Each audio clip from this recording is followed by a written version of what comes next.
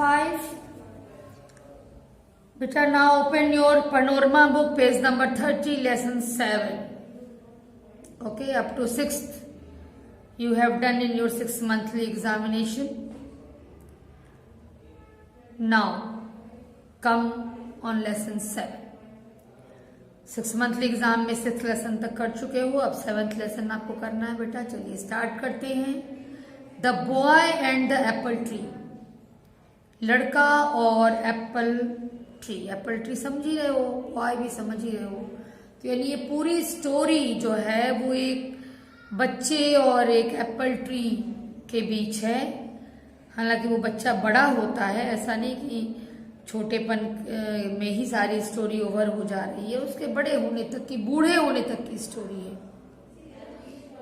देखा जाए, very long ago there was a huge apple tree that offered tasty apples to the people. कह रहे हैं बहुत समय पहले की बात है, एक बहुत ही बड़ा सा एप्पल का पेड़ था और वो एप्पल ट्री जो है वो लोगों को बहुत ही स्वादिष्ट एप्पल देता था।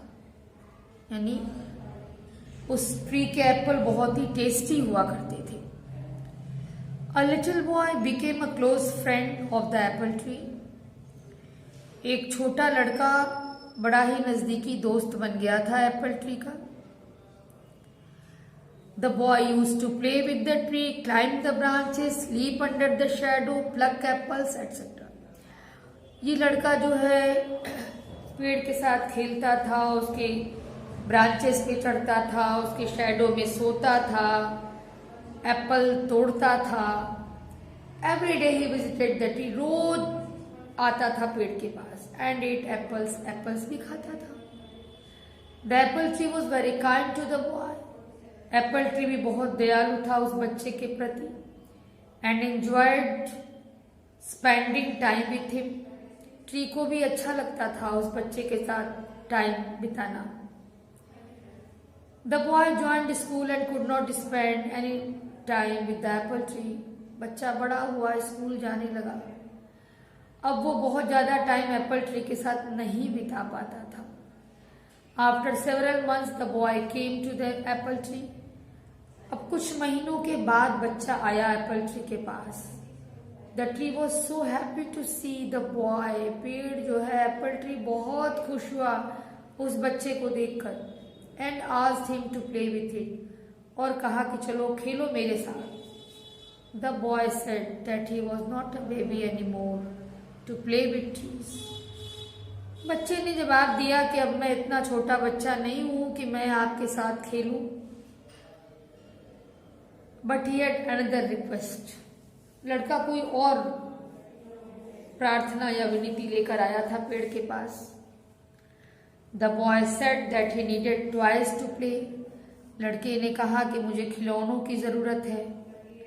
His parents did not have sufficient money to buy toys for him.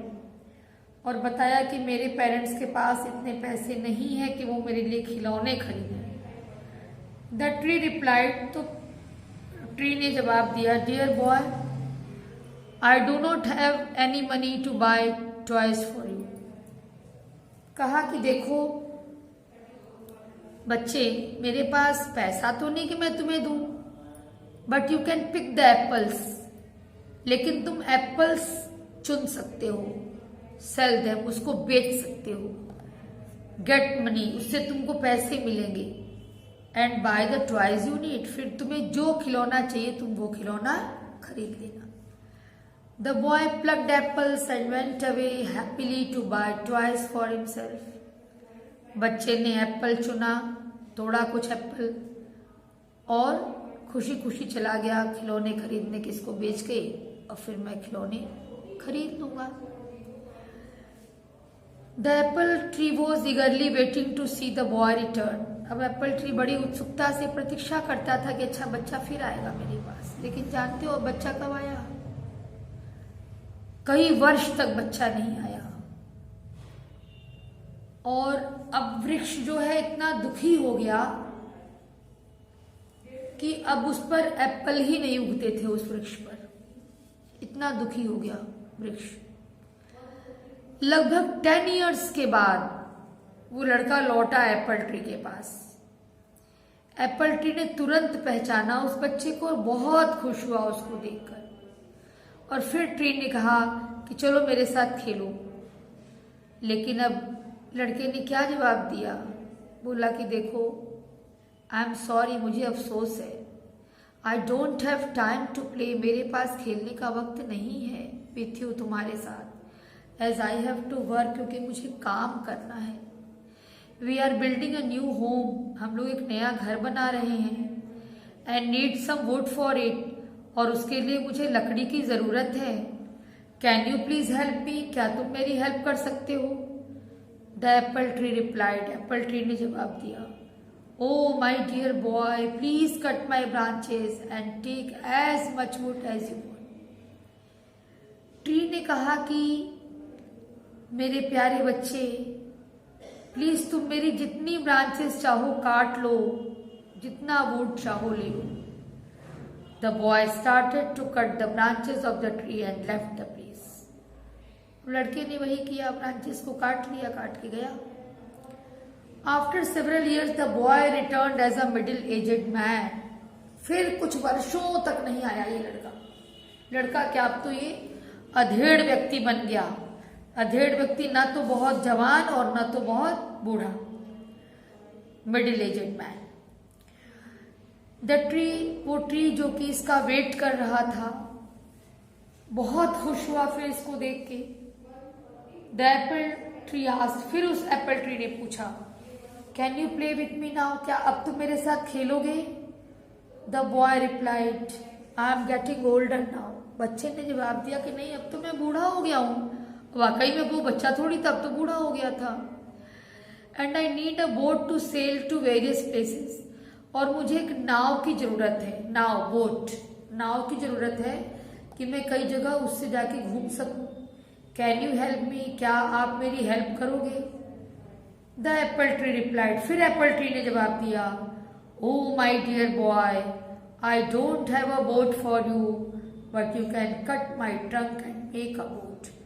कहा कि मैं तुम्हारे लिए बोट तो नहीं दे सकता, लेकिन तुम मेरे ट्रंक को, ट्रंक ये वाला हिस्सा होता है बेटा पेड़ का ना, ये ट्रंक है जो मोटा वाला तना है, तुम मेरे ट्रंक को काट सकते हो और इससे बोट बना सकते हो।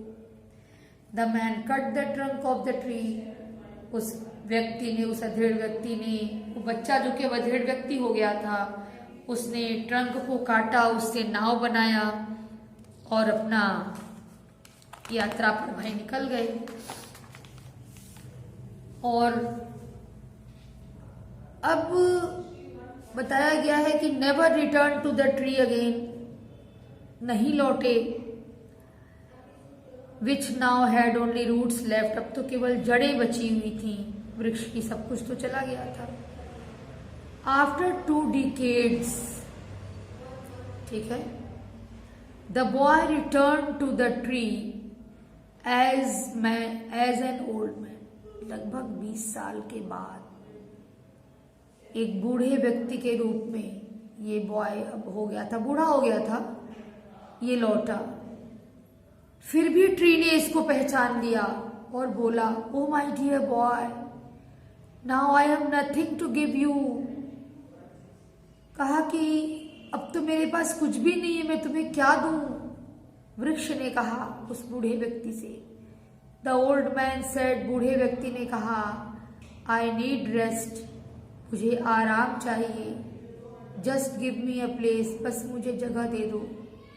The apple tree said to him lovingly, बड़े प्यार से एप्पल ट्री ने उस बूढ़े व्यक्ति से कहा, come on my dear, take rest in my roots.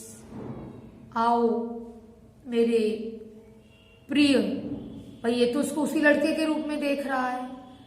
कहा कि मेरे प्यारे व्यक्ति, मेरे प्रिय, तुम आओ और मेरी जड़ों पर तुम आराम करो, मेरी रूट्स पर तुम आराम करो।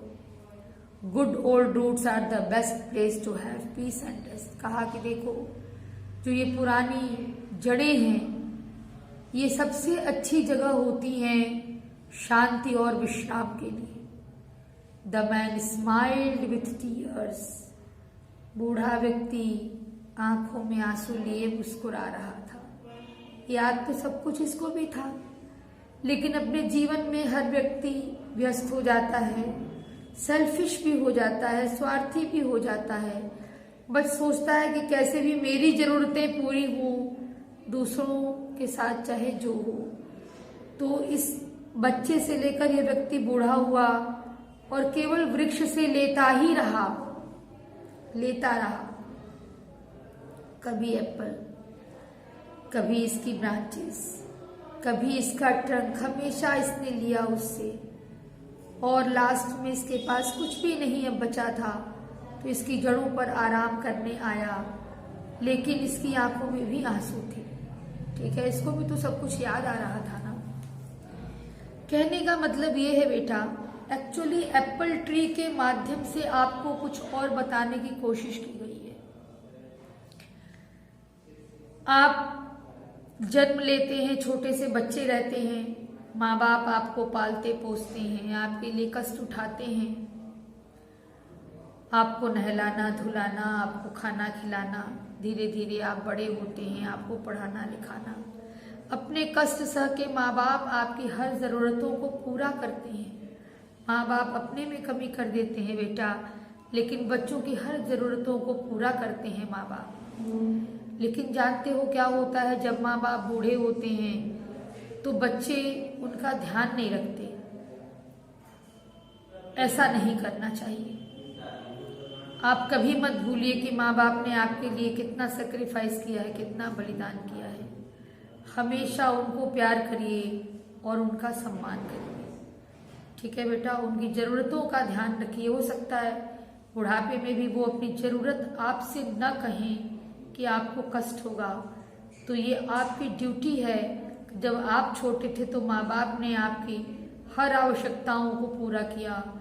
अब आप बड़े हो गए हो, माँ बाप बूढ़े हो गए हैं, तो उन बूढ़े माँ बाप की हर आवश्यकता पूरा करना ये आपकी बेटा ड्यूटी है। ओके बेटा, अब क्वेश्चन आंसर जा चुका है, आप डन करिएगा।